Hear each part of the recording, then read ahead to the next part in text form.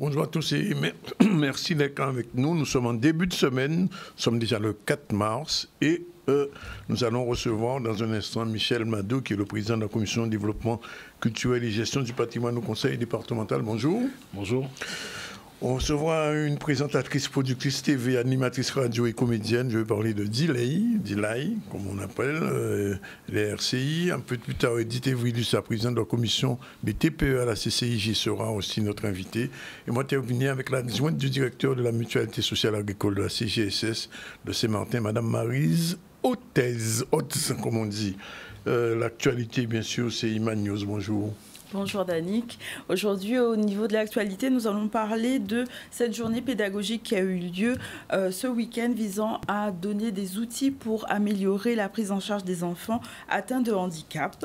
On parlera aujourd'hui aussi du blocage qui a eu lieu ce matin concernant le chantier Rudy Gobert sur le Gosier parce que les riverains ne sont pas contents de l'emplacement de ce gymnase. On parlera également du problème à l'école de Saint-François, des travaux. Les élèves et les enseignants attendent la suite de ces travaux pour permettre aux enfants d'avoir toute l'infrastructure nécessaire à leur épanouissement. Et on parlera de l'animation autour des mares qui s'est déroulée ce week-end. Voilà, pour les titres de l'actualité, on va commencer par cette journée pédagogique qui a eu lieu, organisée par le comité régional de l'association de jeunesse d'éducation populaire. Donc c'est des ateliers qui ont été consacrés à donner des outils et des méthodes concernant l'inclusion des personnes, des enfants en situation de handicap, comment améliorer, adapter les activités, gérer les comportements qui peuvent être difficiles et avoir une prise en compte des spécificités de ces enfants. On voit un reportage de Vianney Valverde. Cette année, nous avons choisi le thème « Comment accueillir des enfants porteurs de handicap dans un accueil de loisirs ». Donc, pour cela, nous avons choisi également des intervenants pour former. Par exemple, là, nous avons une soixantaine de responsables d'associations, directeurs d'accueil et des animateurs, où nous les formons à comprendre la problématique qui se pose autour de l'accueil et les différentes difficultés et échanger avec des professionnels de façon à ce qu'ils puissent, lors de la mise en place de leur projet pédagogique, être en mesure également de pouvoir bonifier un petit peu l'écriture de leur projet pédagogique et aussi avoir des outils pour améliorer également la prise en charge des enfants et surtout démystifier aussi la problématique de l'accueil des enfants porteurs de handicap. Nous avons déjà un accueil adapté qui nous permet d'accueillir des enfants porteurs de handicap. Et c'est pour cette raison que l'ensemble de l'équipe pédagogique, nous sommes présents à cette formation et nous disons déjà merci au CRAGEP. C'est pour trouver, comme disait Corinne, avoir des outils et les méthodes pour pouvoir bien accueillir ces enfants, qu'il n'y ait pas de différence avec les autres. Alors, quelles sont les méthodes, quels sont les outils, comment les accueillir, l'approche aussi avec la famille et puis les institutions comme les partenaires. En tant que psychopédagogue, moi, je voulais les amener à s'interroger sur la perception qu'ils ont du handicap, parce que la perception qu'on a des choses impacte sur l'attitude et sur ce qu'on va faire. Et l'idée, c'était aussi de leur montrer que oui, d'accord, il faut des ressources humaines, il faut des ressources financières, il faut tout ça. Mais il y a aussi l'attitude qu'on a va jouer énormément. Et l'attitude qu'on a va déterminer comment l'inclusion se fera. L'idée, c'est d'arriver au fait que l'inclusion, finalement, ça peut être aussi, c'est pas tout le temps un frein, ça peut être une opportunité pour permettre de bouger les lignes et des enfants qu'on dit ordinaires et des enfants porteurs de handicap. C'est une belle opportunité, une belle occasion, une belle leçon de vie, en fait, pour permettre aux enfants d'accepter la différence, d'en tirer ses ressources.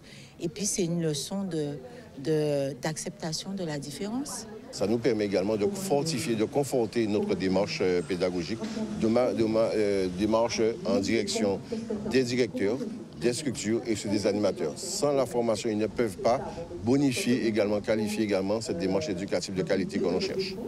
Voilà, peut-être que ce matin, vous avez été bloqué sur la circulation, liée notamment au blocage des riverains qui sont mécontents sur le gosier du chantier Rudy Gobert. Donc ce chantier qui est situé sur le plateau Saint-Germain, les riverains ne sont pas contents et protestent le choix de cet emplacement qui était, selon eux, destiné à l'agrandissement du cimetière de la commune. On va voir un reportage de Charlie Dagonia. On a choisi ce jour-là pour éviter des travaux plus conséquents, plus importants, qui pourraient engager énormément d'argent, et pour un gymnase qu'on ne veut pas, que nous, les citoyens du Gosier, nous ne voulons pas. Nous ne voulons pas d'un gymnase Rudy Gobert à cet emplacement-là. Vous pouvez voir le quartier, il est enclavé. Il y a la circulation qui est difficile, impossibilité de se garer. Ça crée énormément de nuisances dans le voisinage. Il était prévu depuis 2015 l'extension du cimetière. Donc aujourd'hui, voir un gymnase, on ne peut pas l'accepter. On n'est pas contre le fait qu'il y ait un gymnase, mais on a des structures, on a déjà des structures existantes qui méritent d'être améliorées, rénovées, enfin ce qu'il y a à faire avec le Palais des Sports, qui se trouve à Bas-du-Fort, ou le stade du Gosier. Non, mais en fait, on n'a pas envie de le rencontrer. Celui qu'on veut rencontrer, c'est le préfet ou le sous-préfet. C'est notre seul souhait. Là, à l'heure actuelle, on ne veut voir que le préfet ou le sous-préfet. Il n'y a pas moyen de discuter avec monsieur le maire, puisque déjà, il nous a menti en disant que l'extension du cimetière se fera.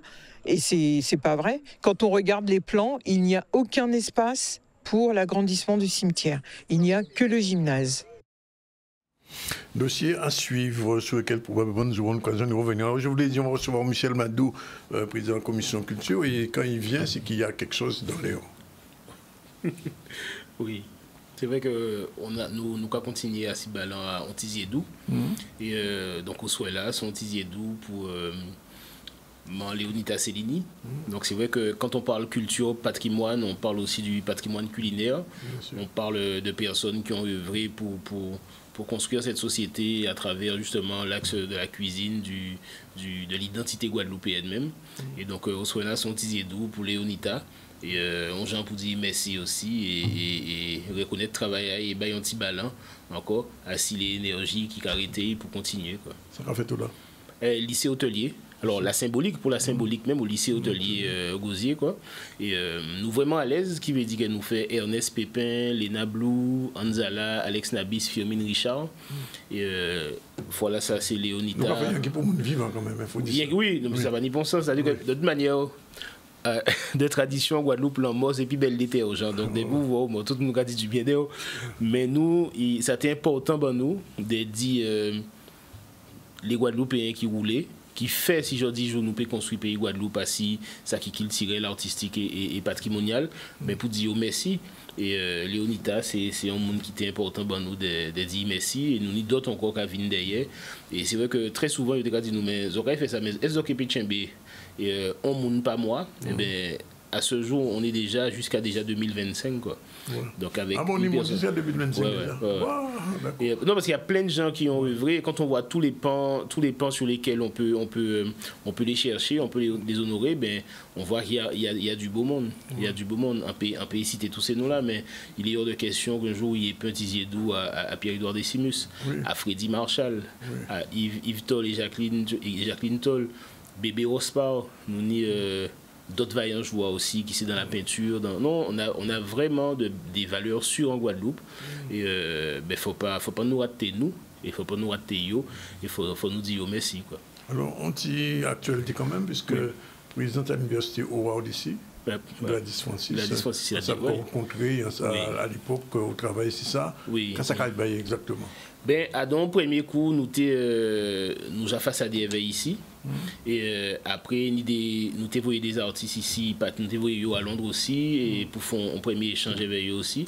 Et il y a une vraie volonté de partenariat, une passerelle qu'on doit créer entre elles, enfin l'université là-bas, et ici, les jeunes qui doivent partir aussi. Nous avons essayé de faire même démarche là avec Jacques Schwarzbart et Berkeley aussi, l'Institut de Berkeley. On a Olivette Otélé qui est prof d'histoire aussi à Londres. Et bien aujourd'hui, on a des référents là-bas, et encore plus pour Gladys, ça très bien, parce qu'elles sont guadeloupéennes aussi.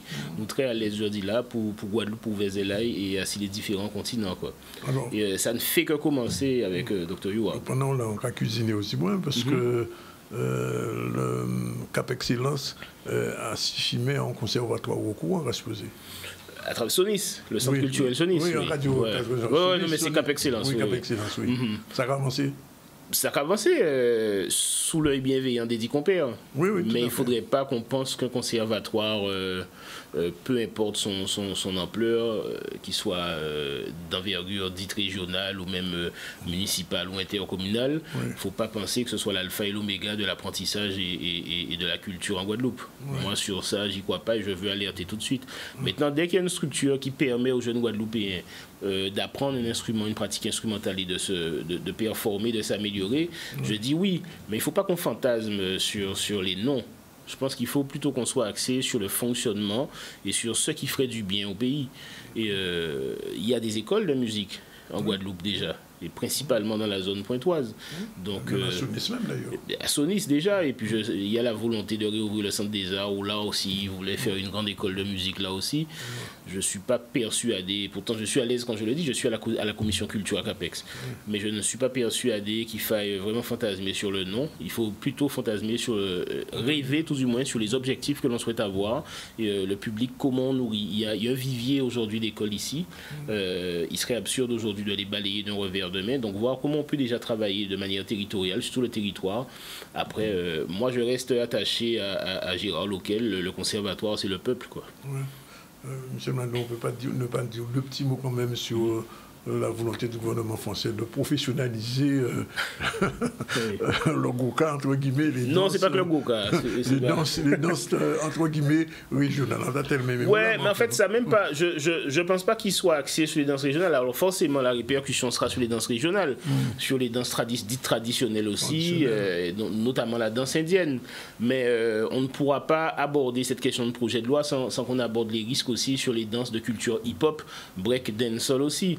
Donc, je crois qu'aujourd'hui, il faut qu'on soit réaliste, très clairement. Bon, de but à blanc comme ça, si le problème là, c'est professeur d'État, c'est l'appellation. Moi, je pense qu'on peut balayer. Hein. Nous, en gros cas, ni l'homme qui c'est des métamanioc. Professeur, c'est un concept européen. À la limite, aussi des métamanioc. La culture orale dont nous sommes héritiers aujourd'hui, l'afrodescendance nous donne une sorte de légitimité de la culture orale, un fonctionnement oral où l'appellation de professeur, on n'en a que faire réellement. Donc, ça doit nous amener à une réalité. Comment aujourd'hui fonctionner dans un pays qui est dominé?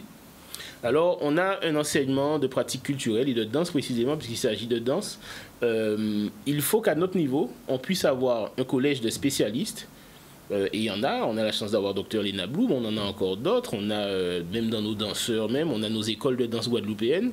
Il faut qu'on arrive avec ce vivier guadeloupéen, arriver à valider des enseignants qui ont déjà fait leurs preuves et qui fonctionnent depuis plusieurs années. Il faut qu'on arrive à créer notre collège qui reconnaîtrait ses formateurs et ses maîtres, tout simplement.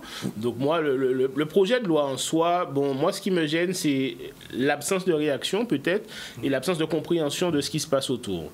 Et là, si nous laissons ça passer, il y a l'autre bitin qui est fait. Mais il faut aussi que nous, on puisse se cadrer, se protéger, et puis il faut sortir de la schizophrénie. Hein. Nous, Guadeloupéens, nous pas français, mais en même temps, nous crois pour d'ailleurs un diplôme d'État qui est français.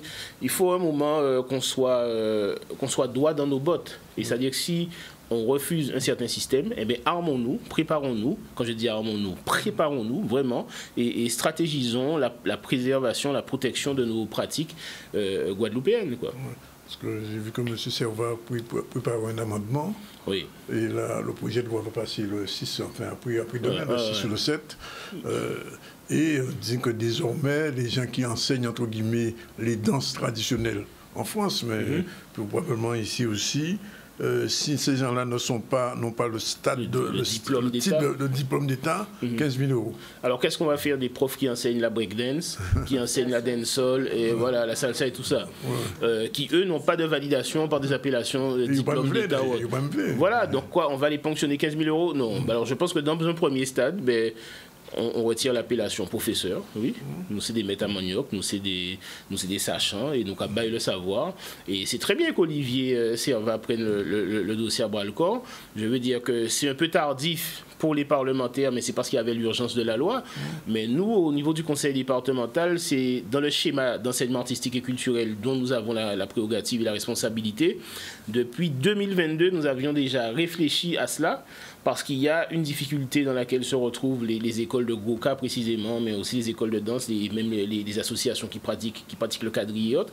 Il faut aujourd'hui les protéger vraiment de cette tentative, par exemple, parlementaire, ou même de tout autre embrigadement des diplômes français, mais ça passe par là de s'organiser entre nous. Et là, c'est quelque chose qui est possible, d'avoir un collège de spécialistes locaux, guadeloupéens en tous les cas, sur les danses et les pratiques qui sont les nôtres, pour pouvoir valider les enseignements ici. Oui.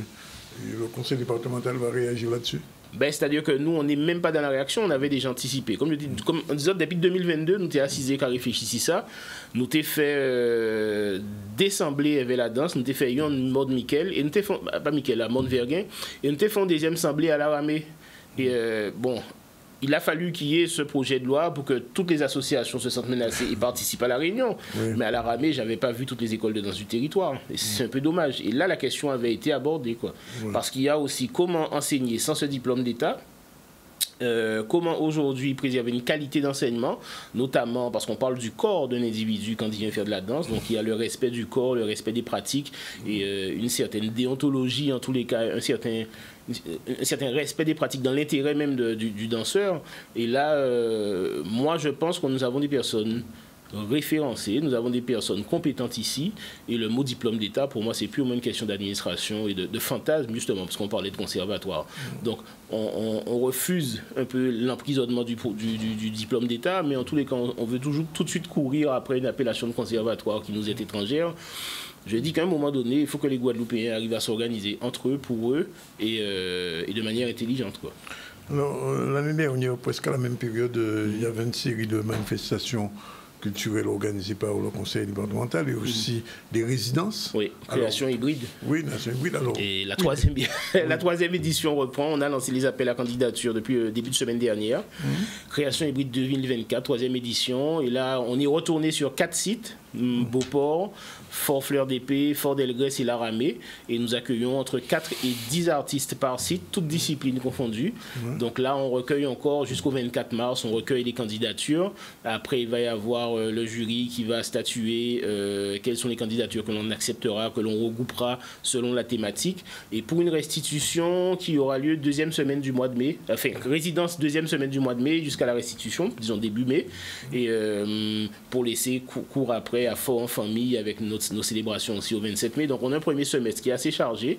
Et les créations hybrides sont vraiment fiers parce que c'est une opération qui sortit. Là, nous sortis en bas Covid là, en 2021, en 2021-22. Voilà, ça a été important pour nous de proposer, 2022, la première édition, ça a été important pour nous de proposer artistes Guadeloupe un petit moment, un petit côté, au là, ils ont semblé, ils ont découvert, ils ont travaillé ensemble.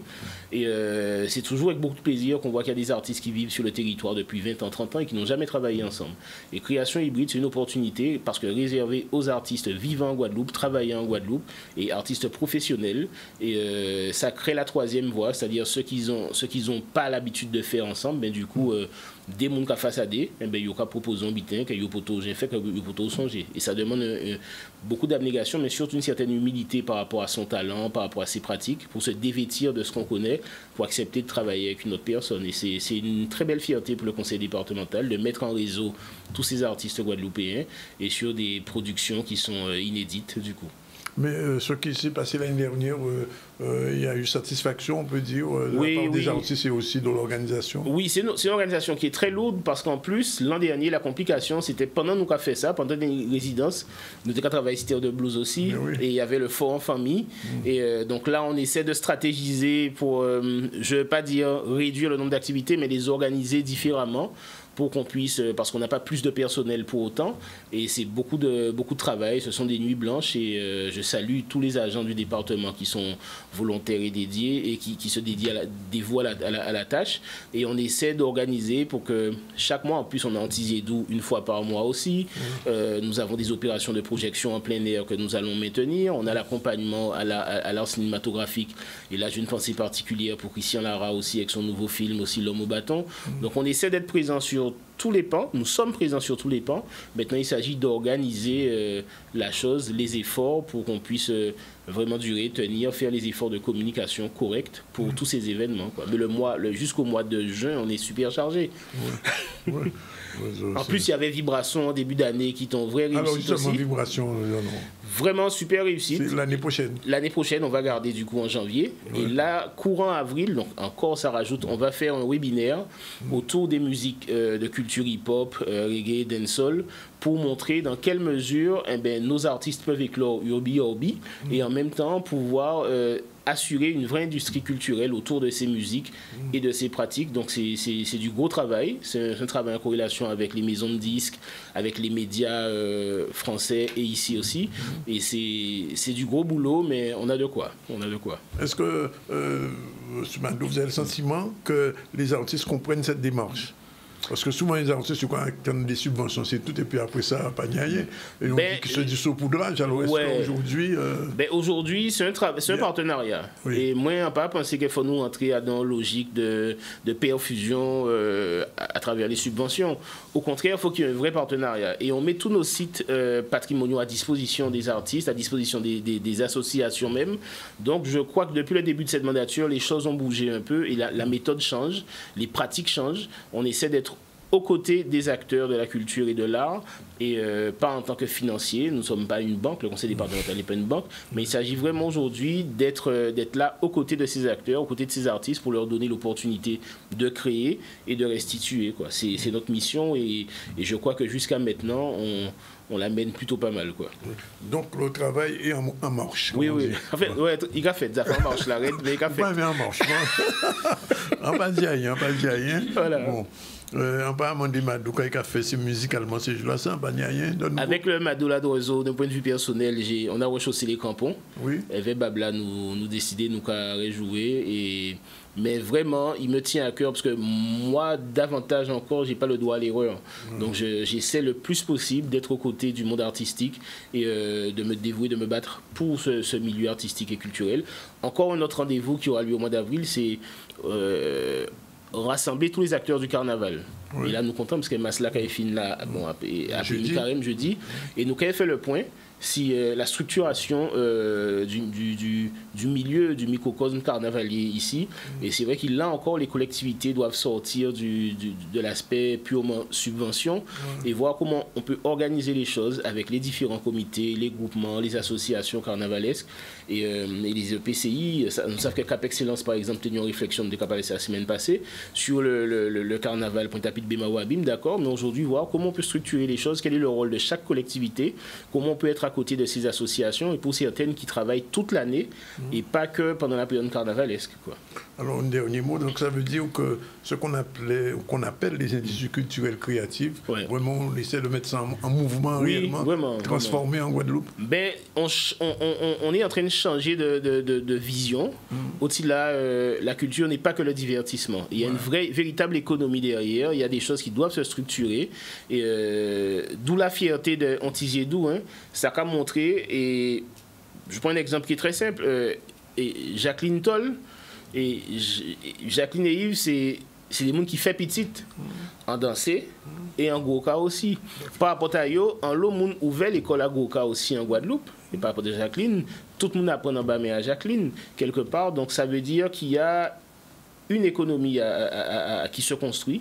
Il y a des choses qui se structurent. Et donc, obligation pour nous de dire on monde les qui font bien qui bien merci et d'encourager des baillons force, et obligation pour nous aussi d'être cohérents et de voir qu'il y a une certaine économie qui doit se construire, et c'est comme ça qu'il faut pousser aussi une jeunesse à se prédestiner à l'art et à la culture et à remplir son frigo, concevoir qu'un Guadeloupéen puisse remplir son frigo avec l'art et la culture, quoi. Michel Madou, merci, à très bientôt. Déjà, on soit là, on Antizédou à Léon Tasselini, au lycée Hôtelier Gauzier, et après nous, on travaille. Continuez, c'est un bon chemin. 12h56, première pause, on se retrouve tout à l'heure avec Dilay. et Edith Evry, ça tout de suite. Tu es un artiste résident en Guadeloupe? Le département Guadeloupe t'invite à t'inscrire, seul ou en équipe, à ses résidences d'artistes Création Hybride 3. Au programme, 10 jours de résidence dédiés à la musique, la danse, le théâtre et aux arts plastiques en simultané sur 4 sites patrimoniaux du département Guadeloupe. Avec en clôture de chaque résidence, une restitution en public. Les dossiers sont à retirer sur le www.cg971.fr et à déposer avant le 24 mars. Plus d'informations au 05 90 99 72 80 ou par mail à créationhybride au pluriel @cg971.fr.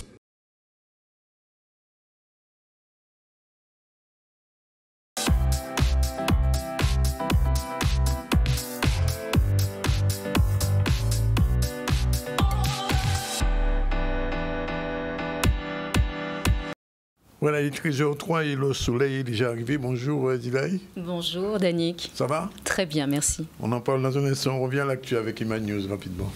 Au niveau de l'actualité, on a déjà évoqué ce sujet de l'amélioration de la prise en charge des enfants atteints de handicap, donc avec cette journée pédagogique qui a eu lieu ce week-end. On a aussi évoqué le blocage sur le gosier concernant le chantier Rudy Gobert par des riverains. On va maintenant traiter des travaux à l'école maternelle Christophe Proto, des travaux qui tardent à avoir une suite. On voit un reportage de Charlie Dagonia. Aujourd'hui, cela fait 1 an que l'école Christophe Proto est en travaux, puisque cela fait 1 an que la région et la mairie ont décidé de reconstruire l'école Joseph Judith à l'intérieur de la cour de notre école. Donc la cour a été amputée de ses 3/4 et 316 élèves de l'école n'ont quasiment plus de cours pour jouer. L'école est globalement laissée à l'abandon par la mairie, puisque des menus travaux qui nous semblent quand même importants, tels que des clayettes cassées, des toilettes non utilisables, des rideaux non mis, sont demandés à la mairie depuis plusieurs années et ne sont pas faits en fait. Qui nous donne une date pour recommencer la construction de l'école ou qui nous refasse la cour comme elle était avant, tout simplement. On ne demande pas plus. Qui nous donne des réponses. L'enseignement lui-même, les enseignants sont très compétents, c'est ce qui sauve cette école, puisqu'ils sont motivés et soudés et qu'ils font en sorte que les enfants puissent apprendre et grandir correctement dans des locaux qui ne sont pas adaptés et dangereux. Ils n'en peuvent plus de cette situation non plus, mais ils n'ont aucun pouvoir pour bouger. On a déjà rencontré le maire et ses adjoints. Alors pour être très honnête, le maire il nous dit ça va reprendre, mais il nous donne pas de date. On ne sait pas dans combien de mois, dans combien d'années, si les travaux vont reprendre ou pas.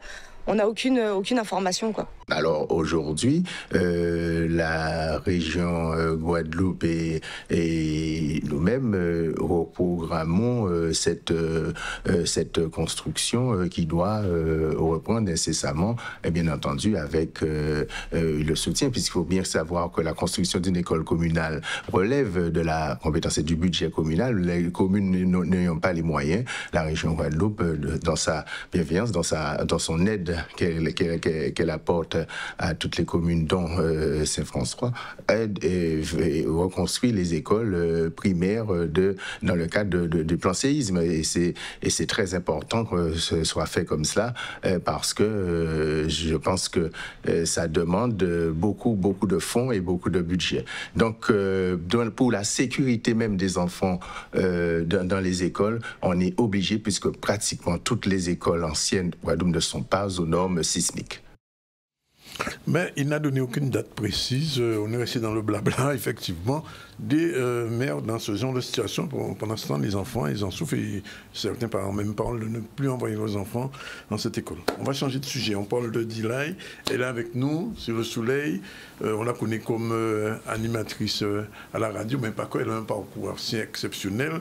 Dilaï, bonjour, merci d'être avec nous. Bonjour. Alors, on va parler de l'actrice d'abord. Ah, oui. Que dire? Comment ça a commencé? Ça a commencé, j'ai fait des écoles de cinéma. J'ai commencé par l'art du spectacle, déjà, à la Sorbonne. Et ensuite, j'ai décidé de faire une école d'acting, le studio Pygmalion. Et ensuite de suivre des cours d'acting avec un coach américain qui s'appelle Jack Walzer. Oui. C'est difficile d'être actrice? C'est difficile quand on est noir. Ah forcément. Bon? Et puis c'est difficile aussi quand on a un métier à côté parce que les gens ne pensent pas forcément à vous. Ils se disent, bon, elle est animatrice ou présentatrice. Ils vous cataloguent, mais ils oublient que vous faites aussi ça. Ça veut dire que dans les castings qui sont faits en Guadeloupe... souvent, je ne suis pas au courant. C'est ça le pire. Bon, c'est après coup? Après coup, les gens disent, ah, mais c'est vrai, Dilaï, c'est vrai que tu es comédienne aussi. Oui. Donc voilà. Pas de théâtre, pas eu de... Si, théâtre, j'ai commencé depuis l'âge de 18 ans le théâtre, avec théâtre classique forcément. Et puis on avait fait une tournée avec Laurent Tanguy, avec une pièce qui s'appelait Mascarade. On avait fait toute une tournée en Guadeloupe il y a quelques années. Alors, vous avez aussi fait de la télévision. Tout à fait, tout à fait. C'est surtout mon métier, la télé, à la base. Mais à la base. Venez, là. Mais quand vous voulez. Quand vous voulez. Oui. Non, c'est surtout mon métier. Effectivement, j'ai présenté une émission d'actualité politique sur la chaîne Télé Sud. Ouais. J'avais 2 chroniqueurs, Rost, donc, que vous voyez. De journaliste.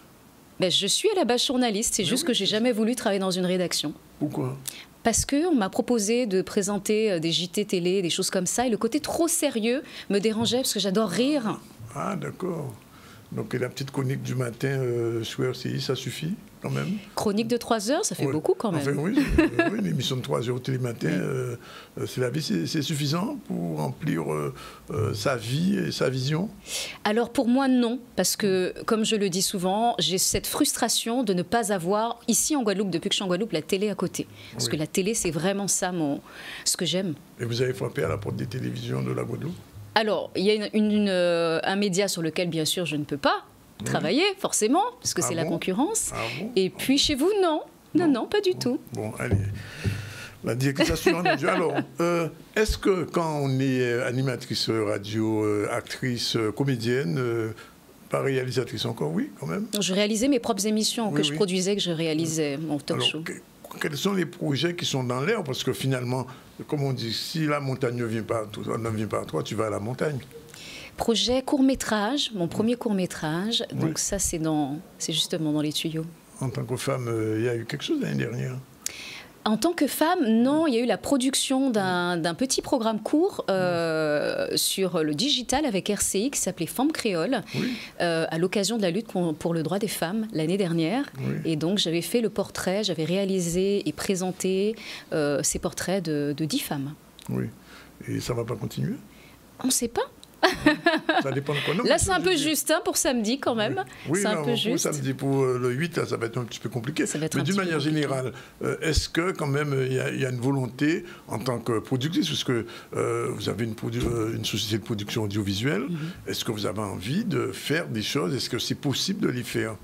Parce que c'est ça le problème de l'audiovisuel. C'est vrai. C'est trouver l'argent pour produire, surtout qui est compliqué. Mais j'ai plein de projets qui sont là depuis longtemps. J'ai des projets depuis l'époque où d'ailleurs j'étais en pourparlers avec TF1 sur une émission de sport, de foot, avant de venir en Guadeloupe par obligation. Mais j'ai plein de projets audiovisuels. Ils attendent que ça de voir le jour en fait. Alors, qu'est-ce qu'il faut pour les boursiers? Qu'est-ce qu'il faut pour les boursiers? En fait, pour les boursiers, il faut bien que les partenaires financiers comprennent que l'audiovisuel, on a des saisons. Et on a de septembre à décembre, janvier à juin, soit en gros 10 mois. Ça veut dire qu'il faut mettre de l'argent sur les 10 mois. Et c'est là où ça bloque en Guadeloupe. Là où c'est un peu plus simple dans l'Hexagone, ici en Guadeloupe, ça bloque. Parce que les gens peuvent s'engager sur 1 mois, 2 mois, mais sur 10 mois, pour eux, c'est trop.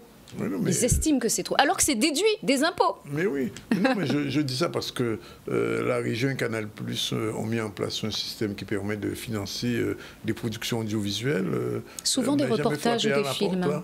Non, je n'ai pas encore passé cette étape-là. C'est souvent pour des documentaires, des films, mais pour des émissions de flux, il n'y a pas souvent de financement pour ça.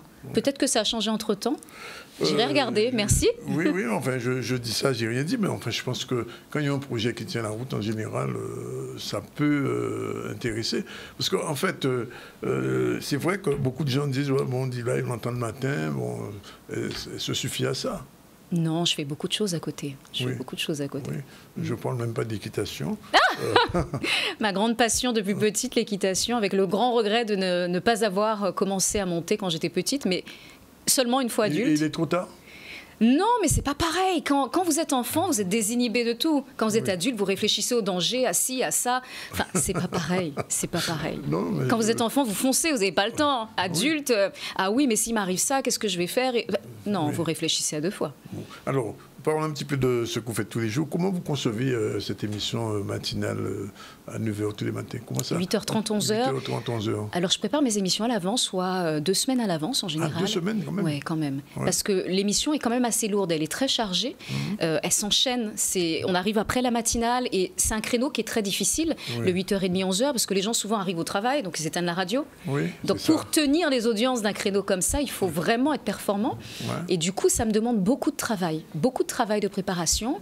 Les gens voient que la partie quand on est à la radio, mais il y a beaucoup de travail de choisir les sujets. Back-office, tout le back-office. Exactement, vous savez ça bien. Des sujets qui font partie de l'actualité, des sujets qui peuvent toucher n'importe lequel des Guadeloupéens.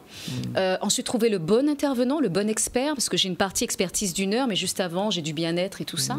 Et puis, préparer les émissions avec l'expert, c'est-à-dire soit physiquement, soit par téléphone. Et puis moi, après, de mon côté, une fois que j'ai fait le brief avec l'expert, moi, aller faire un travail de revue de presse et connaître les tenants, les aboutissants, comme si quelque part, je secondais l'expert, puisqu'au final, dans l'émission, c'est ce que je fais. C'est un travail de journaliste. C'est du journalisme. Le 10h, 11h, la partie expertise, c'est du journalisme. Bon, il ne faut plus appeler Dilay animatrice, il faudrait dire présentatrice simplement. On peut dire comme on veut, animatrice, présentatrice. Je fais les deux dans mon émission. Alors, dans l'émission, j'ai remarqué quand même, quelquefois, je suis sous la route, quand je sors dans le sud, j'arrive ici, il n'y a pas beaucoup de musique, pas assez. Parce que ça s'enchaîne, justement. Les rubriques s'enchaînent. On essaye de passer de la musique, mais ce n'est pas un créneau musical. C'est vraiment un créneau d'information, en fait. Et donc, c'est un choix éditorial. C'est un choix éditorial, tout à fait. Donc, ça veut dire que la musique guadeloupéenne, vous ne l'écoutez pas beaucoup? Moi? Mais bien sûr que si. Quand je suis sur la route, dans ma voiture, on monde comme moi qui aime danser, on monde comme moi qui sont spécialistes à musique. J'ai commencé par la musique. J'écoute tout. Depuis que c'est pas du hard rock, je peux tout écouter. J'aime bien le zouk. J'aime bien le zouk love, j'adore. Le reggae, j'aime beaucoup aussi. Moi, j'ai fait, parce que j'ai un parcours surtout musical, moi. Je ne suis pas arrivée à la radio et à la télé comme tout le monde par une école de journalisme ou par une école. Non, je suis complètement autodidacte et je suis arrivée par la musique que je pratique depuis l'âge de 9 ans. Piano, solfège. Et puis ensuite, j'étais sur scène à l'âge de 16 ans. Pas le chant, quand même. Si, à l'âge de 16 ans, danse et chant. Ah bon? Et puis, j'ai laissé la danse de côté. J'ai laissé ça pour les professionnels de la danse. Qu'est-ce qu'on n'avait pas encore fait? J'ai eu plusieurs vies en une vie.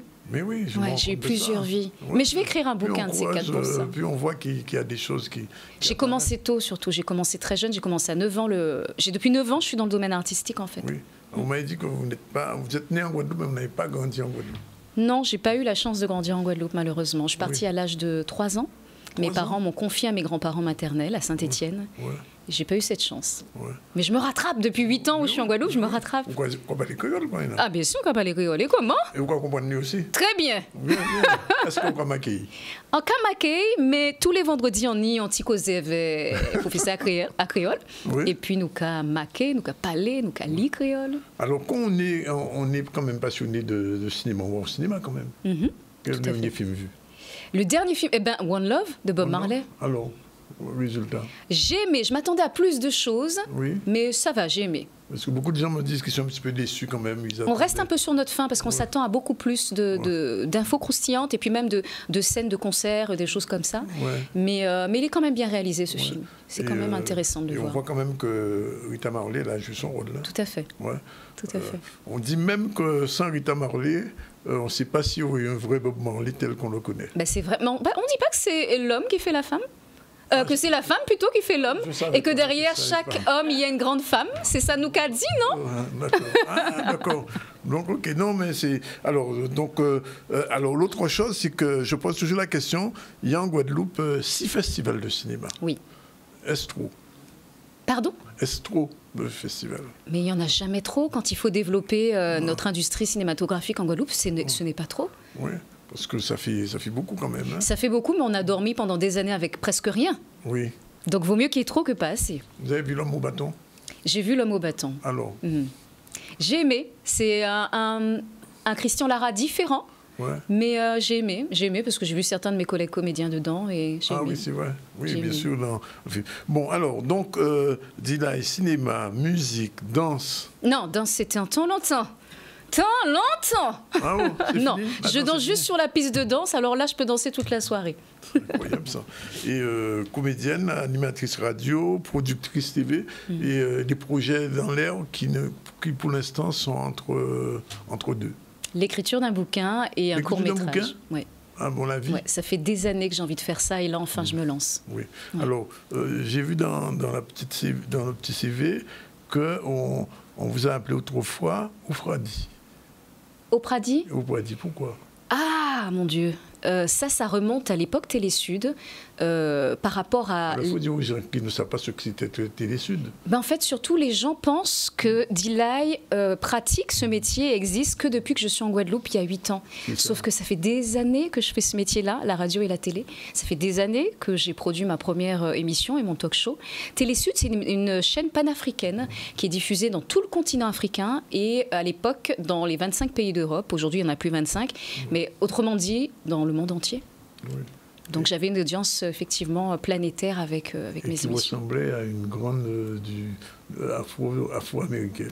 C'est vrai. Et du coup, par rapport à ces émissions qui m'ont apporté quand même beaucoup de background, j'ai pu produire très rapidement. J'ai pu devenir productrice. Je suis la première productrice noire française. Et j'ai pu produire mon propre talk show à mon nom. Parce qu'il n'y a aucune productrice qui... Don't Lie with Dilay. Et donc, à l'époque, il n'y avait aucune productrice noire, je précise, qui a eu un talk show à son nom. D'ailleurs, aucune productrice tout court de télé qui a un talk show à son nom, il n'y en a aucune. Et Don't Lie with Dilay m'a permis, en fait, à travers ces interviews vérité de personnalité, du sport, de la politique, du cinéma, de la mode, eh bien, les gens, la presse et le public m'ont appelé Opradi. C'est mignon. Ça m'a fait sourire, surtout que c'est mon inspiration, Oprah, donc... C'était sympa. Beaucoup de femmes admirent au point. Tout à fait. Même Iman qui est à côté de nous, elle aussi. Vous connaissez quand même oui, quand même. Oui. J'ai même été interviewée une fois pour la danse avec Dilay. Donc oui, c'est quelqu'un que j'apprécie et que j'écoute dans ma voiture. Mais souvent. oui, c'est vrai. Elle ne se rend pas compte, mais une bonne écoute. Mais oui, mais le matin, quand je quitte, j'habite Trois-Rivières, mais quand je quitte, pour éviter les embouteillages, je pars soit très tôt le matin ou alors je pars à partir de 8 heures. Je me rends compte que quand les audiences tombent et qu'on a d'excellentes audiences à ce créneau-là, parce que comme je le disais, ce créneau-là est très difficile. Oui. Et quand on a d'excellentes audiences à ce créneau-là, je suis toujours étonnée en me disant mais comment ça se fait? J'arrive jamais à réellement y croire. Alors il faut savoir, Dilay, qu'entre Basse-Terre et Pointe-à-Pitre le matin, entre 8h30 et 10h à peu près, c'est la galère sous la route. On est obligé d'écouter la radio. On n'a rien d'autre. Ou alors... Merci de votre fidélité RCI, en tout cas. Merci beaucoup. Mais non, mais c'est vrai. Et donc, on a besoin d'être accompagné parce que les nouvelles voitures n'ont plus de lecteur de CD. Oui. Donc, on ne peut plus écouter, sauf si on prend une clé USB. Donc, on peut faire entendre quelqu'un. Et donc, on voit, j'écoute ce qui se dit. C'est souvent de qualité, en plus. Je veux dire, les experts, tous les personnes qui c'est de quoi ils parlent. C'est très intéressant. Je travaille beaucoup. D'ailleurs, c'est pour ça qu'on l'a invité, c'est pour que les gens visualisent un peu qui est Dilay, les gens qui ne savaient pas, qui entendaient, et puis parce qu'il manque peut-être un petit peu une petite télé à RCI. Mais j'aurais beaucoup aimé, en fait, à travers ce programme de 10 portraits de femmes le 8 mars l'année dernière, eh bien, c'est ce qu'on avait commencé à faire. Ces émissions qu'on a coproduites, c'était le but. Oui. Donc ça va venir sur RCI, vous inquiétez pas. Une chaîne de télé à part entière, peut-être pas, mais aujourd'hui, avec le digital, on touche le monde. Oui. Alors, donc le bouquin, c'est dans combien de temps? Je ne sais pas encore. Là, je vais commencer déjà à me faire coacher pour écrire. Ah bon? Il faut se faire coacher pour écrire? Je pense que oui, on ne va pas écrire n'importe quoi, n'importe comment. Il y a quand même une manière d'écrire. Oui, mais enfin, je ne sais pas. Moi, je préfère... oui, ça se fait beaucoup maintenant, d'avoir un coach spécialisé dans l'écriture. Je préfère maîtriser mon sujet comme dans mes émissions. Je ne vais pas là où je ne maîtrise pas. C'est quoi? C'est une autobio? Il y aura une autobio, parce que mine de rien, derrière la petite femme que vous voyez, il y a eu beaucoup de tragédies dans sa vie. Visiblement. Et c'est pour ça que je souris tout le temps, et les gens ne peuvent pas s'imaginer les choses que j'ai pu vivre de catastrophiques dans ma vie. Et donc, catastrophique? Ah oui. Mais si je suis devant vous, c'est déjà un miracle. C'est déjà un miracle. Pourquoi? Ah, j'ai toujours refusé d'en parler. Ça fait des années que toutes les associations, que la gendarmerie et les colloques qui se font sur les violences faites aux femmes et les violences conjugales, j'ai toujours refusé quand on m'invitait à en parler ou à témoigner même à visage masqué, j'ai toujours refusé. Et j'ai dit en 2024, eh bien, si je peux aider la plupart des femmes qui sont victimes de violences conjugales, eh bien, je vais parler. Et à partir de maintenant, je parle parce que je l'ai vécu également en Guadeloupe. Ouais, vous l'avez vécu, ça? Je l'ai vécu. Et donc, vous dites c'est catastrophique. Donc, si je suis vivante devant vous, c'est un miracle. C'est ce que je dis. Ah bon, parce que votre vie était presque en danger? Elle était en danger. Elle était en danger. Oui, ma vie, c'est un film. Ah bon. Aujourd'hui, j'ai plus peur de parler, je l'assume. Oui. Et c'est une période ancienne? Pas si ancienne que ça.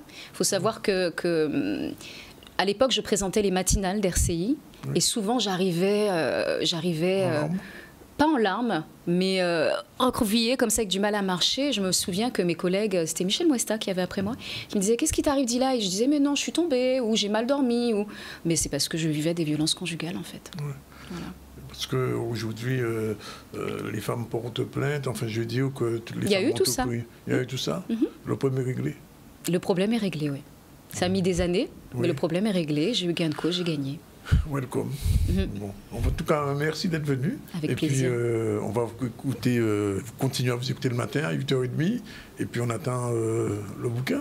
Le bouquin, le court-métrage. Et puis, il y a Wish qui sort sur Canal. Ah, justement, juste un petit mot sur le Wish, justement. Alors, c'était une aventure formidable. Avec Julien. Avec Julien Dahl, avec votre fils également. Dimitri, oui, et puis avec Marc Boy, et puis toutes les équipes. C'était une expérience formidable de tourner les épisodes de Wish dans des super conditions. En tant que comédienne ou en tant qu'animatrice? Comédienne. Comédienne? Comédienne. D'accord. Et puis, non, c'était vraiment un moment formidable. Oui, ça sort à la rentrée, je crois. Ça sort au mois de mai. Au mois de mai, finalement? Sur Canal. Dimitri m'a dit plus tard, au mois de mai. Les dernières informations que j'ai, c'est mai. Ils ont pratiquement terminé le montage, d'après ce que presque terminé. J'ai vu déjà quelques épisodes et je peux vous dire que c'est du lourd. Ah bon? Ah oui. Ça va plaire? Je pense qu'on n'a rien à envier à ce qu'il y a sur Netflix et Amazon. Bon, on va voir On peut être fier des réalisateurs guadeloupéens, ça c'est une certitude. Merci Dilay. Merci à vous de m'avoir reçu. Le focus tout de suite pendant qu'on y est, avant que Dilay ne s'en aille. Alors on a un hommage aujourd'hui à Rita Marley. Chaque jour on a un petit focus. Alors son vrai nom c'est Alpha Rita Constantia Anderson, connue sous le nom de Rita Marley. Elle est née le 25 juillet 1946. C'est une chanteuse jamaïcaine, veuve de la légende du reggae Bob Marley. Bien sûr, elle fut membre du trio nommé The Starlet au début, qui devint The High Trees après la rencontre avec Bob Marley. Là aussi effectué les chœurs des chansons Willie El Darek pour le chanteur algérien Raï Khaled. En 1966, elle épouse Bob Marley. On le voit dans le film One Love et se convertit au mouvement Rasta après avoir rencontré Haïlé Sélassie en visite à Kingston. En 1989, elle fait une brève apparition dans le film Mighty Queen de Carl Schenkel. En 2004, elle publie un récit biographique et autobiographique intitulé No Woman, No Cry, My Life with Bob Marley. En 1981, après la mort du chanteur, elle a enregistré quelques albums à succès au Royaume-Uni sous son nom. Depuis plus de 20 ans, elle vit au Ghana. Elle a obtenu la nationalité ghanéenne et s'appelle aujourd'hui Nana Afua Aboudia. Elle est âgée de 77 ans. Et je rappelle, pour les gens qui ne savent pas, qu'elle est venue en Guadeloupe. Elle a fait un concert en Guadeloupe que j'avais vu et c'était extraordinaire. Rita Marley. Et si vous n'avez pas encore vu le film One Love, mais il faut le voir. Il faut le voir, le film. Il faut le voir. Il mérite d'être vu, franchement. Il est beau, il est beau. Ouais, c'est un beau film. Il est beau. Pas encore vu? Bientôt, c'est prévu. C'est prévu? C'est le temps qui manque. Dépêche-toi. Voilà, il est 13h25. On prend la deuxième pause. La dernière séquence sera avec Edith Evridus et Maryse Odds. On va en parler après la pause. À tout de suite. Merci Dilay. Merci. Et à bientôt. À bientôt. Et continue. Merci beaucoup.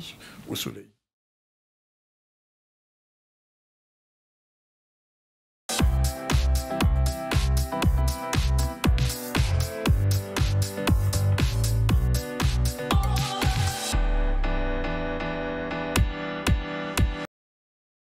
J'ai bien compris. Oui. Voilà, il est exactement 13h33. On va terminer avec 2 femmes plus une, ça fait 3. Iman, rebonjour. Un rappel des informations de la journée. Rappel des informations, on a parlé de cette journée pédagogique qui a été organisée pour améliorer la prise en charge des enfants atteints de handicap. C'est une journée qui a eu lieu ce week-end. On a aussi évoqué les blocages sur le chantier du gymnase Rudy Gobert sur le Gosier par des riverains, ainsi que les problèmes de travaux encore sur l'école maternelle de Saint-François Christophe Proto. On va évoquer tout à l'heure l'animation autour des marques qui a eu lieu ce samedi. Bien, alors Madame Hotz, merci d'être avec nous. Vous avez parlé des campagnes d'aller vers les ressources agricoles de la Guadeloupe et de Saint-Martin. Alors qu'est-ce qui se passe exactement à ce niveau-là? Alors, ce qui se passe, bonjour Dani, bonjour les téléspectateurs, bonjour la Guadeloupe. Ce qui se passe, c'est que la CGSS, la Caisse générale de sécurité sociale de la Guadeloupe, et sa direction de la mutualité sociale agricole, a décidé d'aller vers les agriculteurs. Oui. Parce qu'en général, on croit que nous sommes des bureaucrates qui restons dans nos bureaux. Je vais vous démontrer que c'est le contraire. Oui. Alors, vous allez nous présenter l'organisation des missions. Comment ça va se passer? Déjà, je vais vous dire qui est la direction de la mutualité sociale agricole.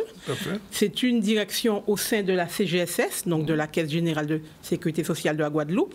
Nous nous occupons des exploitants agricoles, de leurs ayants droit et des retraites agricoles. Nous ne traitons pas les salariés. Les salariés sont au régime général. Nous avons une petite caisse dans la caisse, un guichet unique. Nous nous occupons de la maladie des exploitants agricoles, de la retraite. Nous recouvrons aussi leurs cotisations, c'est normal. Nous avons un service action sanitaire et sociale, une assistante sociale dédiée, et nous avons des guichets d'accueil. Voilà. Donc nous faisons tout en un. Mais alors, quand vous dites des actions, aller vers, c'est quoi exactement? Aller vers. Nous avons décidé de nous déplacer sur les lieux où il y a des exploitants pour discuter avec eux. Donc, dans une première partie, nous leur faisons une conférence où chaque secteur de la direction de la mutualité sociale agricole leur présente ce qu'on fait, comment ils seront remboursés de leurs prestations maladie, comment ils vont toucher leur retraite. On leur explique tout. Et après, dans un second temps, ils sont reçus individuellement. Ils reçoivent une réponse de premier niveau. Ils sont reçus individuellement où? Ou dans le lieu que nous avons défini. Alors, je reprends. Nous étions le 18 octobre au Moule. On vous envoyait une affiche. Je ne sais pas si on pourrait la mettre à l'écran. Oui, on va la mettre. Oui, voilà. Donc, le 18 octobre, nous étions au Moule en compagnie de la CAF pour présenter à nos exploitants leurs droits sociaux. Donc, à la médiathèque du Moule, ils ont été reçus. Nous avons eu 180 personnes. Nous avions pu les contacter grâce aux médias, grâce aux SMS, grâce aux mails. Voilà. Et la deuxième fois que nous avons fait une opération aller vers avec la CAF, c'était le 7 février 2024. Nous sommes allés à la médiathèque du Lamentin. Oui. Voilà. Nous allons dans des lieux où nous savons que nous avons beaucoup d'exploitants agricoles. D'accord. Mais alors, quand vous allez vers, quelles sont les principales conséquences de ces actions? Parce que bon, on dit on va vers, mais ça sert à quoi concrètement? Alors, ça nous sert déjà à rentrer en contact avec notre public, parce que notre public, des fois, se dit qu'il n'arrive pas à nous joindre, malgré les lieux d'accueil, malgré le numéro de téléphone, malgré le site Internet. Sont occupés, vous savez, un agriculteur, exactement. C'est H24 hein, pratiquement. Exactement. Donc, quand nous sommes allés vers, ça nous permet aussi d'ajuster les horaires. Oui. Quand au Moule, nous avons eu 180 personnes, c'est que nous avons une très bonne communication, grâce à vous, et grâce à vos confrères, grâce aussi à nos moyens internes. Nous avons reçu les assurés de manière individuelle parce que nous nous déplaçons avec entre 10 et 15 collaborateurs, plus des collaborateurs de la CAF, qui est notre partenaire, un grand partenaire pour parler, eux, des prestations sociales, puisque la CGSS ne fait pas les prestations sociales. Nous recevons donc de manière individuelle les exploitants, on prend leurs problématiques. Quand on peut répondre, on répond sur place. Quand on ne peut pas répondre, on prend les coordonnées de la personne et on s'engage à lui répondre. Donc, le aller vers, c'est aller vers l'exploitant pour discuter, en savoir plus sur lui et nous pouvoir nous ajuster. Alors, je vais prendre avec vous un sujet particulier qui concerne l'agriculteur qui est en condition, la question des cotisations. La question des cotisations. Quand nous allons vers, bon, nous allons avec notre appareil pour prendre le paiement, c'est normal. Ah, mais oui. Mais nous proposons sur place aux exploitants de souscrire à une mensualisation, un peu comme les impôts, et nous leur permettons aussi de prendre des accords de paiement. Parce qu'il faut savoir que pour avoir certaines aides, Nous travaillons beaucoup avec les services de l'État, avec la DAF en particulier. Il faut que l'exploitant soit à jour. Mais être à jour des cotisations, ça ne veut pas dire qu'il a payé toutes ses cotisations. Ça veut dire qu'il a payé un acompte et nous nous engageons à certifier qu'il est à jour. Et tant qu'il respecte ces échéances, nous certifions à toutes les administrations qu'il est bien à jour. Ils ont droit à des moratoires. Ils ont droit à des moratoires. Il y a un délai, 12 mois, 24 mois, 36 mois. En période de Covid, on a pu aller jusqu'à 5 ans. Mais nous essayons toujours de nous adapter. Alors au départ, on essaie de leur demander 40%. Après, quand on voit que ce n'est pas possible, nous négocions. C'est un contrat synalagmatique entre deux personnes. L'exploitant, il s'engage et nous nous engageons aussi à l'aider à trouver la meilleure mensualité possible. Parce que vous savez, en ce moment, les agriculteurs ont beaucoup de problèmes. En ce moment, ils ont beaucoup de problèmes et c'est pour ça que nous allons renforcer notre partenariat avec les SICA, la Chambre d'agriculture, la préfecture, pour continuer à aller vers eux et surtout les recevoir de plus en plus. Il faut savoir que nous, à la direction de la mutualité sociale agricole au sein de la CGSS, nous recevons tout venant et sur rendez-vous. D'accord. Donc, du lundi au vendredi, il n'y a que le mercredi après-midi, le vendredi après-midi que nos accueils sont fermés, mais ils viennent en tout venant ou en rendez-vous. Sans rendez-vous ou avec rendez-vous? Avec rendez-vous et sans rendez-vous. C'est normal. Il y a un numéro de téléphone. Le numéro de téléphone, c'est le 90 50 23. Alors, notre accueil principal, il se situe à Gopal. Gopal, c'est un immeuble aux Abîmes qui est juste à côté de la GMF, que je peux citer. Oui, et après, je crois qu'il y a un bâtiment avec beaucoup de restaurants. Oui. Donc, l'immeuble Gopal, c'est la réception principale. Mais il faut savoir que tous les mercredis, nous allons à la Maison France Service à Saint-François. Tous les jeudis, nous sommes à Cap-Esther et le vendredi, nous sommes à Basse-Terre. J'ai peut-être fait une inversion, mais nous allons vers les gens. Oui. Bon, puisque vous êtes là, autant vous poser la question, est-ce qu'il y a d'autres sujets sur lesquels vous intervenez pour intervenir ou pour aider ces gens-là?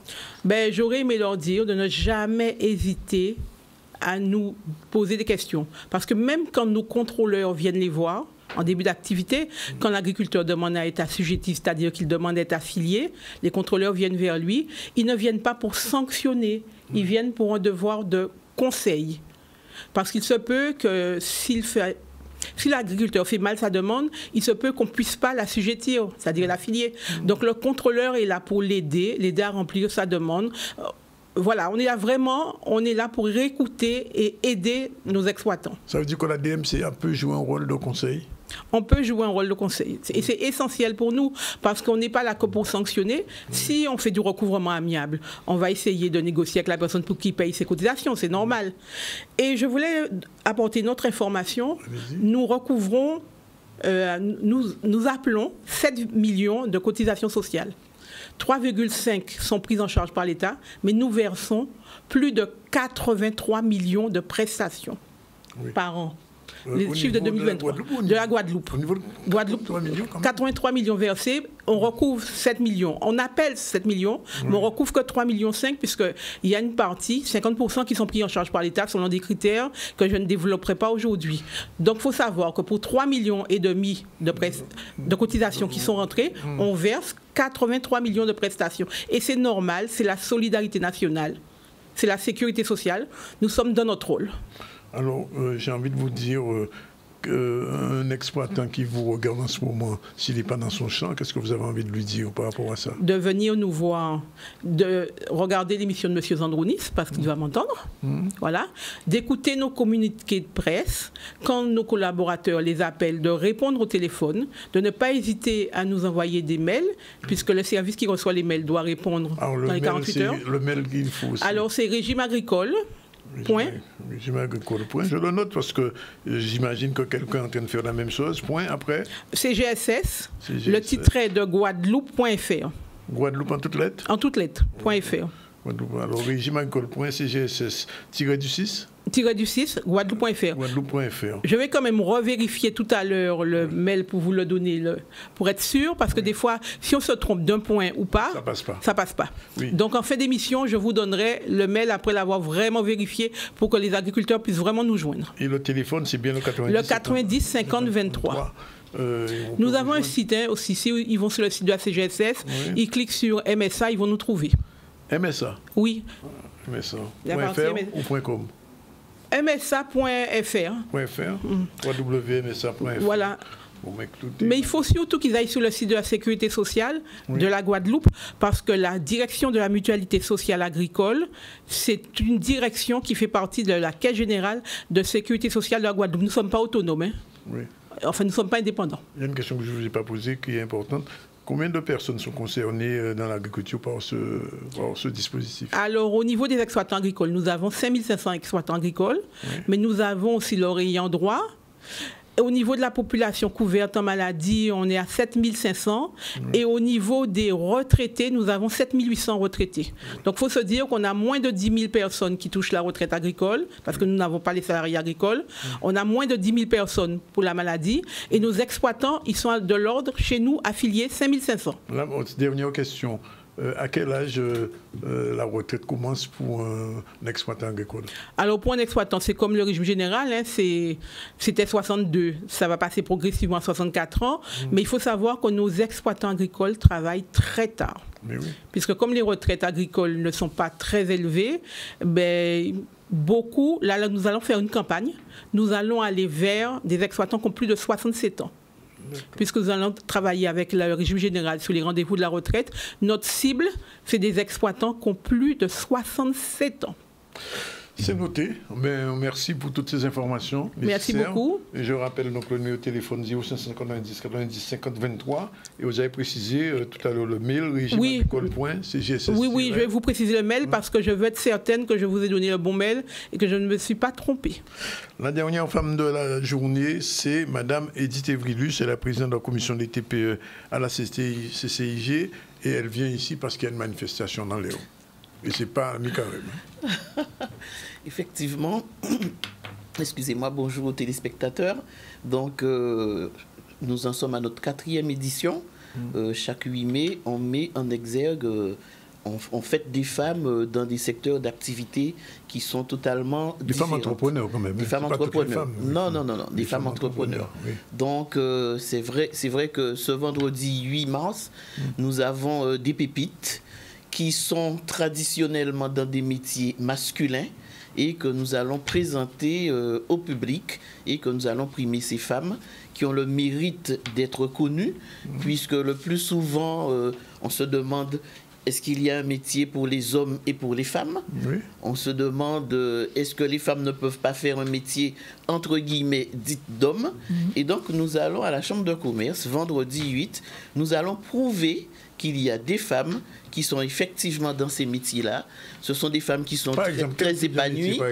Bon, ça peut être dans le BTP, par exemple. Oui. Ça peut être une femme qui est sur son chariot élévateur, qui va prendre des godets de gravier pour mettre dans sa centrale à béton. Oui. Donc, ça peut être aussi une femme qui est dans le capitonnage. Oui. Donc, ce sont des femmes qui sont dans des métiers comme ça où nous, les femmes, on ne s'oriente pas nécessairement, on cherche d'autres métiers, peut-être quand on est à l'ombre, etc.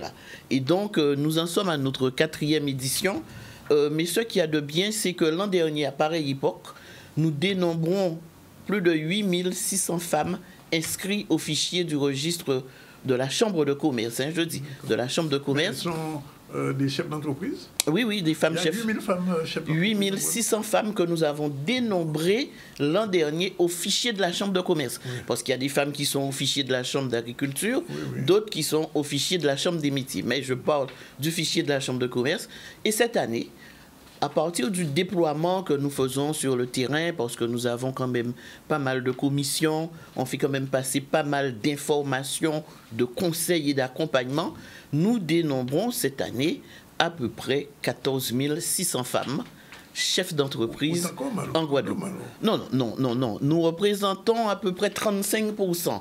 Mais ce que j'espère, c'est que bon, on gravite encore pour que nous puissions pas prendre le pouvoir.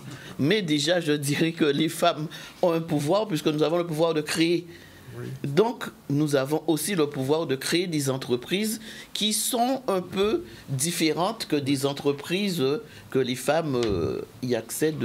Alors, cette soirée, en général, j'étais venu une fois, il y avait une chanteuse, c'était assez bon, c'était un petit côté chaud. Oui, donc vous voulez que je décline alors tout ce qu'il y aura dans cette soirée? C'est gratuit aujourd'hui. Alors, nous aurons quand même, parce que chaque année, c'est différent. Là, c'est un autre cru, parce qu'il y a des gens qui sont des inconditionnels de cette soirée et qui ne les ratent pas. Donc, cette année, nous aurons notre cher Benzo, qui viendra déclamer des poèmes pour les femmes entrepreneurs. Et nous aurons Dacha, qui viendra animer cette soirée pour les femmes. Donc, parmi les 8 femmes que nous allons primer, il y aura une 9e qui sera la pépite et qui sera dans l'innovation. Non. Non, rien du tout. Non, rien du tout. Donc, j'invite d'ores et déjà... Mais la pépite, c'est déjà qu'elle est invitée quand même. Mais oui, la pépite, c'est qu'elle est invitée. Et toi aussi, Danick, tu es invité, ainsi qu'Ibam. Oui. Donc, cette année, ce sera un cru totalement différent que les autres années. Et nous remarquons que ça met quand même en valeur ces femmes qui travaillent jour et nuit sans regarder l'état de fatigue, puisque bon, on sait pertinemment qu'une femme entrepreneur, c'est un peu plus compliqué qu'un homme. Oui, je me souviens quelques années, c'était une femme de la Désirade qui était assez âgée. C'était Madame Pioche de la Désirade. Voilà. Elle a 82 ans et elle est encore chef d'entreprise, elle est encore dans ses entreprises. Mais à la Chambre de commerce, nous allons donner la parole à ces gens. Regard sur les anciens qui ont construit le pays économiquement. Donc, tout au long de l'année, nous aurons à vous présenter, aux Guadeloupéens, des personnes qui ont un certain âge, qui sont encore dans l'entreprise et qui ont joué un rôle important dans l'économie du pays. Parce que c'est pas quand ces gens-là vont mourir qu'on va dire malheureusement il y avait un tel. Donc, dans notre soirée, nous aurons 8 femmes de l'archipel de la Guadeloupe et qui viendront présenter leur biographie et qui diront ce qu'elles savent faire. Voilà. Bien, et ça commence à 19h. Non, je donne rendez-vous à tout le monde à partir de 17h30 parce que vous savez très bien, Danick, c'est une soirée qui fonctionne très bien. Et donc, comme j'ai dit, c'est un autre cru, c'est une nouvelle organisation. Donc, j'invite tous les Guadeloupéens, parce qu'à partir de ces femmes qui sont dans des métiers dits d'hommes entre guillemets, ces femmes-là peuvent attirer d'autres femmes dans ces métiers parce qu'elles diront nous sommes femmes et alors on est dans des métiers qui n'étaient pas au départ prévus pour nous. Donc elles peuvent attirer l'envie, l'engouement, l'attention de d'autres jeunes filles pour se lancer dans ces métiers-là. Donc j'invite tous les Guadeloupéens à se retrouver au WTC vendredi 8 mars à partir de 17h30. L'entrée, c'est combien? Quel est le prix de l'entrée? L'entrée est gratuite, monsieur Sandronis. Mais il faut le dire. Donc, voilà. Donc, les gens peuvent continuer à réserver leur place, puisque les réservations sont ouvertes. Continuer à réserver leur place jusqu'à vendredi matin, 12h30.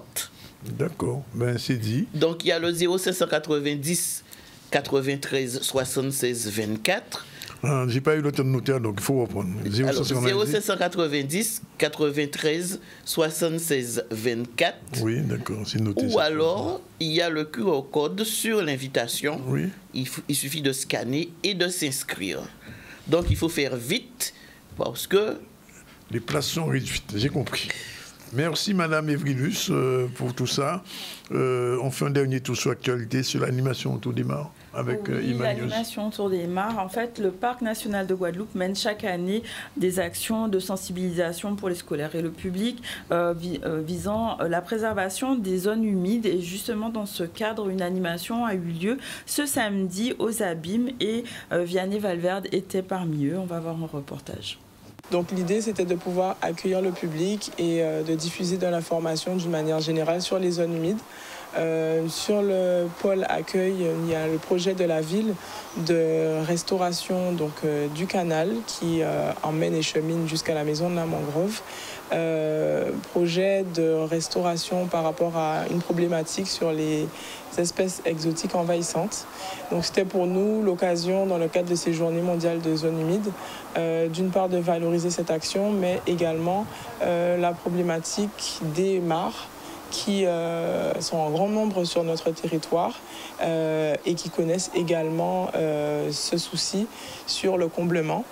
Donc l'idée, par un atelier démontrant d'une part le fonctionnement de la mare et expliquant l'impact des espèces exotiques envahissantes, l'idée était donc de sensibiliser sur cette thématique. Alors j'ai participé à cet atelier avec mes enfants de façon à ce qu'ils puissent connaître et que moi-même aussi je puisse connaître l'importance, l'information et pourquoi il faut protéger et entretenir les mares que nous avons en Guadeloupe. Une mare, pour faire simple et très simple, c'est un trou avec de l'eau. Un trou avec de l'eau, mais beaucoup de vie, du coup, une vie très spécifique qui va s'installer tout autour, une vie végétale et animale, et qui va permettre, du coup, de faire fonctionner cet écosystème très important dans un territoire comme le nôtre, parce que, du coup, c'est une réserve d'eau douce sur une île où, du coup, on n'a pas forcément de l'eau douce à profusion. J'ai appris comment se sont formées les mares, les espèces qu'on va retrouver autour de ces milieux de vie et l'importance de chacune.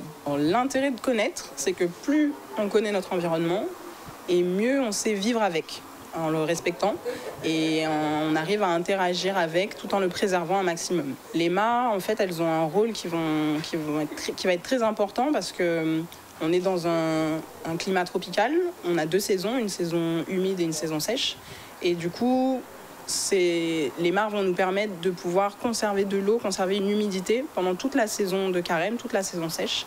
Elles vont permettre également de pouvoir réguler les inondations, puisque du coup, ça fait des espèces de petites cuvettes qui vont pouvoir récupérer toutes les eaux qui vont déborder.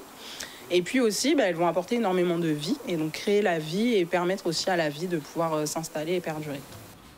Voilà, et puis notre dernier sujet avant de se quitter, c'est un petit tour à Paris. Vous savez que le salon de l'agriculture s'est terminé depuis hier. Maurice s'est suivi pendant pratiquement 15 jours. Un dernier sujet avec lui, c'est parti. L'heure est au bilan pour la 60e édition du Salon de l'agriculture marquée dès le premier jour par la colère des agriculteurs. Cependant, l'affluence était encore au rendez-vous. Comme chaque année, les régions d'outre-mer installées au hall 5 ont vu parfois des allées encombrées par un public toujours aussi nombreux. Tout au long de la semaine, de nombreuses personnalités ont sillonné les allées de ce hall 5-2. Je vous propose de regarder le reportage réalisé pour vous. Chaque année, je consacre un temps relativement long au Salon de l'agriculture parce que, et surtout à la partie Guadeloupe, sur le salon à la partie ultramarine et à la partie Guadeloupe sur le Salon de l'agriculture. Mais cette année, pour moi, ce salon, la participation à ce salon revêt un caractère singulier, tout à fait particulier, dans la mesure où il me semble qu'avec tout ce que vit l'agriculture aujourd'hui et les mouvements que nous connaissons en Guadeloupe, notamment sur le secteur Cannes, il me semble que cela donne un caractère tout à fait particulier à ce salon, en tout cas à ma participation. Eh bien oui, nous sommes contents, nous sommes ici du côté de la Guadeloupe, du côté de la Chambre d'agriculture, avec la région Guadeloupe. Il y a de belles énergies, de beaux sourires, et puis il y a de belles boissons, il y a de beaux mets, et puis les gens sont contents d'être là. Ça fait plaisir de voir aussi ceux qui exposent, ceux qui arrivent à faire connaître leurs saveurs, et je suis content de voir qu'ici à la Chambre d'agriculture, les Antilles, les Outre-mer, la Guadeloupe sont bien représentés. Et puis il y a beaucoup de jeunes, on voit leur dynamisme, hein, des jeunes qui créent aujourd'hui, il y a beaucoup de produits à transformer au sein de ce salon. Et oui, il y a toute une énergie, il y a toute un microcosme qui se passe là, où on arrive à transformer nos produits naturels. Et c'est là où il y a la valeur ajoutée. Pour pouvoir créer de la richesse, il faut transformer ce que nous avons pour la conservation et pour l'exportation. J'ai découvert hier, par exemple, des rhums faits par des Guadeloupéens extraordinaires, de maracuja, de coco et d'autres saveurs. Bien évidemment, nos rhums ont été très primés. Et concernant l'aspect culinaire, là aussi, je crois que ça se professionnalise et c'est une belle fierté pour nous et nous sommes à notre place ici. Voilà, bien, c'est terminé pour aujourd'hui. Une dernière précision, Maryse, oui. Alors l'adresse, c'est Régime agricole Collé, Oui, attends, je vais noter ça. Régime agricole au singulier ou au pluriel? Au singulier, arrobase. Doucement, il faut que l'agriculteur ait le temps de noter. Régime agricole collé, arrobase, CGSS. Le titre est du 6, guadeloupe.fr. Voilà. Ce qu'il faut savoir, c'est que toutes nos adresses sont faites comme ça. Hein? Oui. Donc, si quelqu'un veut m'écrire, c'est la même adresse. Alors, si on veut Maris.Hotz, arrobase, CGSS, le titre est du 6, guadeloupe.fr. Toutes nos adresses, c'est prénom, point, non. Bon, d'accord, c'est noté. Voilà. Et à très bientôt. Alors, je rappelle que depuis le début, nous avons reçu ce matin Michel Madou, président de la Commission de développement culturel et de la gestion du patrimoine. Il a parlé de beaucoup de choses qui vont se faire, et notamment de ces hybrides qui vont commencer sur 4 sites cette année, par Marie-Galante. Ensuite, on a reçu une présentatrice, productrice de TV, animatrice radio et comédienne. Elle s'appelle Dilay. Vous l'entendez le matin sur RCI à partir de 8h30 tous les jours. Edith Evry est venue nous parler de sa soirée spéciale 8 mars. 8 mars, c'est la journée de la femme. Mais cette fois-là, ce seront des femmes particulièrement sur lesquelles on va mettre de la lumière, parce que ce sont des femmes qui font des métiers, entre guillemets, masculins. Et elles sont 8, c'est ça? Et il y aura une 9e, c'est une pépite, on attend de voir ça. Maris Hotz est encore avec nous, elle est adjointe au directeur du directeur de la mutualité sociale agricole à la CGSS de la Guadeloupe et de Saint-Martin, de cette campagne de aller vers les ressortissants agricoles de la Guadeloupe et de Saint-Martin. Vous irez à Saint-Martin? Nous irons à Saint-Martin au cours de l'année 2024, oui. Oui, donc Marie-Galante aussi, j'ai compris. Alors, j'ai oublié de dire, c'est très important que notre prochaine campagne d'aller vers dans moins de 2 mois, c'est Marie-Galante. D'accord. Parce que nous avons beaucoup d'agriculteurs à Marie-Galante. Oui, justement. Et nous avons une permanence à Marie-Galante tous les lundis. Tous les lundis et tous les mardis. J'avais oublié de préciser ça. Bien, de toute façon, vous aurez l'occasion de revenir. Mais non, ne vous inquiétez pas, on est là pour ça. Et en ce qui concerne, on a fait un focus sur Rita Marley. Rita Marley, c'est la femme de Bob Marley, elle a 77 ans, elle vit maintenant au Ghana. On l'a vu. Et cette dame-là, on l'a vu dans le film qui passe en ce moment, One Love, de Bob Marley, sur Bob Marley. Et notre parole à pays là, je de là, syndicat. Michel, c'est syndicat à haut. Mais oui, c'est ton copain. Iman, c'est syndicat à moi. Edith, c'est syndicat à moi. Marie, c'est pas au syndicat à moi, mais peut-être quelqu'un vient syndicat à moi. C'est un terme qui est tout. Vous connaissez ça, Iman? Non, je ne connaissais pas l'expression. Son expression, tu connais ça? Marie aussi, vous connaissez ça? Mais oui. Mais c'est syndicat à moi. Ah, bon syndicat à moi, c'est. Non, c'est vrai, c'est une expression courante. C'est une expression très courante, mais elle ne vit pas en Guadeloupe, cette personne. C'est une américaine. C'est une américaine. Donc, oui, c'est une américaine. Yes, I can speak in English. Oui, prenez ce que